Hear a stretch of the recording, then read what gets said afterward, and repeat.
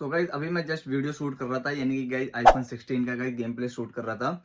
सो अभी गाइज मैं आपको यहाँ पे एक चीज बताना चाहता हूँ। देख लीजिए अभी आप अगर यहाँ पे वीडियो देख रहे हो और गाइज आप एडिटिंग करना चाहते हो, साथ साथ गाइज यहाँ पे अलग अलग गाइज वॉइस इफेक्ट चाहिए जो कि गाइज यहाँ पे ट्रेंडिंग में रहते हैं।